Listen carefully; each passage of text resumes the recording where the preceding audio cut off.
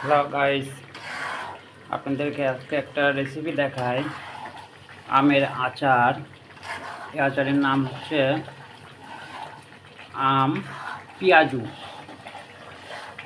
আম পেঁয়াজু কীভাবে তৈরি করতে হয় পরে দেখেন। আমের সাইজগুলো দেখেন একটু। এই যে কাটছে কীভাবে আমগুলা, কুচি কুচি করে কাটে, কুচি কুচি করে কাটছে। কাটাটা দেখানো হয়নি, তখন আমি ব্যস্ত ছিলাম।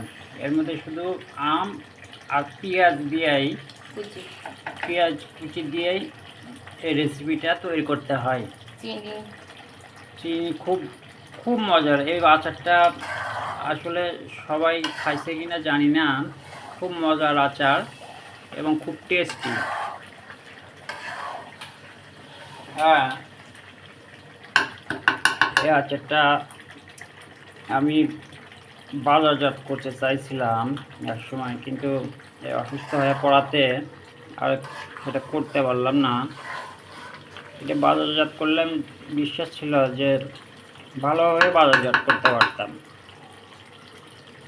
এটা খুব একটা মজার আচার।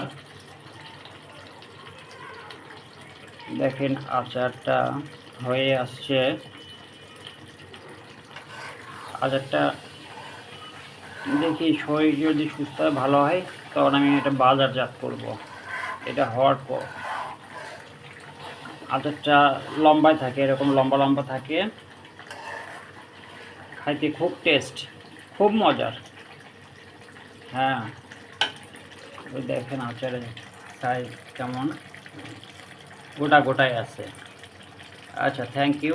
এইটুকুই আজকে।